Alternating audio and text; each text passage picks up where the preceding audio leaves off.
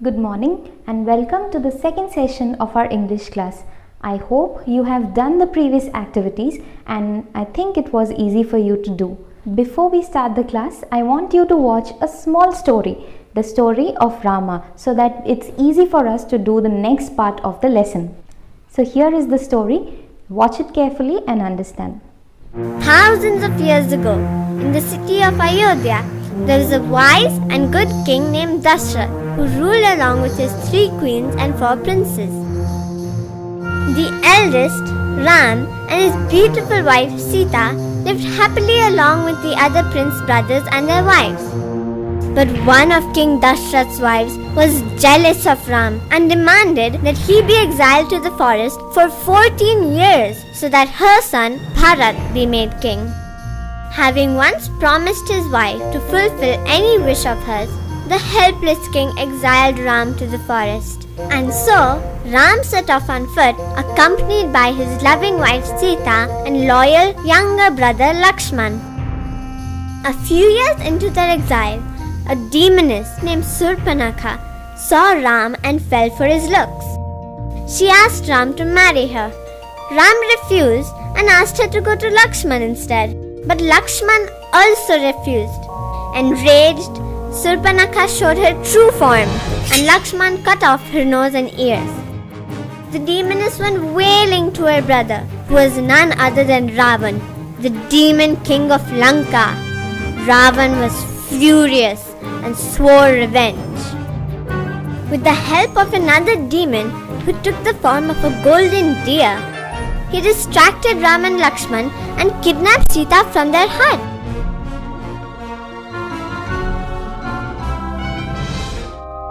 When Ram and Lakshman returned, Sita was missing. They realized that something bad had happened while they were gone and immediately rushed to find her. On their way, they came across an army of monkeys and bears that agreed to help them. Among them was a monkey named Hanuman, who had once vowed to be at Ram's service. Now Hanuman was no ordinary monkey. He could fly over mountains, change size at will, and had superhuman strength. He had the power to leap across oceans in a single stride. So obviously, he ended up being Ram's strongest ally. It was Hanuman who finally found Sita imprisoned in one of Ravan's beautiful gardens. Hanuman reassured Sita that Ram would be here soon to rescue her. He came back to Ram with Sita's whereabouts, and the army of monkeys, bears, and men marched to Lanka. Soon, a great battle started between the 2 mighty armies, and Ram's soldiers managed to kill all the demons except one, Ravan. The battle was now between Ram and Ravan. He gave Ravan one last chance to apologize and return Sita. Ravan instead rained down weapons on him. Ram too fought back relentlessly, but despite all his efforts, nothing seemed to kill Ravan. Finally, Ravan's brother Vibhishan told Ram that Ravan's weakest point was in his navel. Using an arrow given to him by the gods, Ram shot Ravan in the navel and killed him instantly. And so, Ram and his love Sita were finally reunited. So now I hope that the story is more clear to you. So now we can start reading. We'll be reading from page number 4. You can take your textbooks and we are reading from the 16th line in that page. Those of you who don't have a textbook, no need to worry, you can just listen carefully. So shall we start? Okay, so page number 4. I was feeling less nervous now. So who was feeling less nervous? Who is the narrator? We learned that in the previous session, we learned that the narrator and the author of this lesson is Rupa Gupta. So I was feeling less nervous now and said my lines well. Okay, so why was she feeling less nervous now? Because she has already been on the stage. She has created such a lot of confusion. So now she feels a little more confident saying that, okay, now I am feeling well, I don't have that much problem. I showed Rama's ring to Sita to convince her that I was Rama's messenger. So in the story you would have seen that Hanuman goes and gives a ring to Sita. Why does he do that? Because he wants Sita to believe that Hanuman is a messenger from Lord Rama. So to make her believe, he gives her a ring. Sita said some beautiful lines about Rama's greatness and how much she missed him. She hid her face in her hands and began to weep. Suddenly, I realized that the teacher was prompting while Sita kept sobbing. Since Sita was not saying anything, I decided that it was my turn to speak. Okay, so now again what happens over here? We see that now Sita was saying some very nice lines about Lord Rama, and after that she started crying very badly. She was sobbing. Sobbing means crying very badly. And then suddenly this Rupa Gupta heard that the teacher was saying something from the side of the stage. She was prompting something. She was saying or she was helping her during the role play. So now she decided that okay, it's my turn to speak. That's why the teacher is saying something. So she decided to speak her lines. And now let's see what she has said. My beauty is my bane, I said grandly. It is because of my beauty that the wicked Ravana wants to marry me. So actually who is saying these lines? These lines are said by Hanuman, a character who is played by Rupa Gupta. So she has started saying these lines. Actually who is supposed to say these lines that my beauty is my bane. Okay, so what do you mean by that? It is because of my beauty that all this trouble is being caused. I have been kidnapped because of my beauty. So who is supposed to say these lines? Sita is supposed to say these lines, but who is actually saying here? Hanuman is saying these lines. Okay, my beauty is the cause of all this trouble.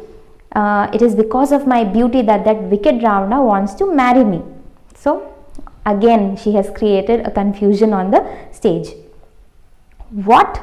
Said Sita, looked up startled. So she becomes very surprised. Sita becomes very surprised and looks at Hanuman and says, what? Not you, silly girl, hissed my teacher. So again the teacher is helping them from the side and saying, oh, not you, stupid girl, not you.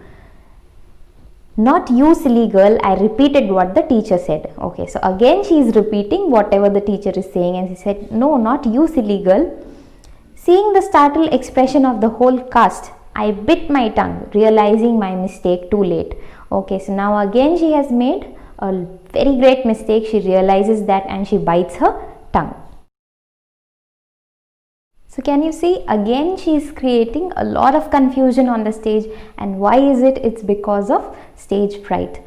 Okay, just then everyone on stage began shouting, Maharaja is coming, Ravana the Great is here. Okay, so again the next character in the scene is arriving, and who is that? It is Ravana the Great. Okay, who is Ravana? Have you seen Ravana? If you watch carefully in the video, you would have seen who Ravana is. Ravana is that person who has that 10 heads. Okay, so again, just then everyone on the stage began shouting, Maharaja is coming, Ravana the Great is here. I was struck dumb by the huge figure in 6-inch heels whom I hadn't known about until then, bearing down on me with a shining sword in hand. He said in a thunderous voice that made me tremble, who is this puny creature who dares to intrude into my kingdom? I was supposed to answer in a proud voice that I was the son of Pavan Dev, the wing god, the worshipper of Rama, the immortal Hanuman. Looking at this new character in the play, what happens to Rupa Gupta? First of all, she is not aware that such a character is there in the play. So when she looks at this very tall figure who is wearing 6 inches heels, she becomes very afraid. And also this huge figure is carrying a sword and she is coming with a sword to attack Hanuman. So Rupa Gupta becomes very afraid. She starts trembling and she doesn't know what to say. She doesn't know what dialogues to say next. So let's see what she says after that. But Ravana was towering over me. So this Ravana was very tall and he was standing tall against her. He raised his sword and I screamed in terror. So he raised his sword next to Hanuman and she started screaming. Who started screaming? Rupa Gupta started screaming. Don't kill me, I am not Hanuman. I pulled off my mask as I spoke. So she became so scared looking at this sword and this tall figure that she started screaming, I am not Hanuman, you don't kill me. Saying this much, what does she do? She pulls off her mask. And then what happens? Let's see. By now the audience was rolling in laughter. The sound of laughter became louder when an infuriated teacher came on the stage and unceremoniously dragged me away. So what happens? The audience enjoys this. Okay, all this confusion that was created, the audience enjoys a lot. But when do they laugh more? They laugh more when a teacher who's very angry comes on the stage and she drags this girl away. Why is the teacher so angry? The teacher was so angry because she had put in such a lot of effort to put up a nice play for the annual day. But it was not Rupa Gupta's fault. She was suddenly pulled out into the play and she was very afraid to say something on the stage. So it was not her fault also. This situation, a similar one, can happen to any one of us. We all can face it sometime when we go on the stage. So the next time, before laughing at someone and on their mistakes, remember that you too can come in a similar situation. Try to help them, try to encourage them. Always remember that it is hurtful to laugh at others' mistakes. We must be kind and loving towards each other, because once when you make a mistake, you would not want anyone to laugh at you. So what lesson did we learn today?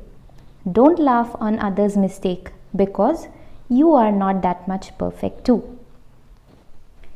Let us embrace the imperfections and help each other to become better individuals. That's all for today's class. See you in the next class. Bye.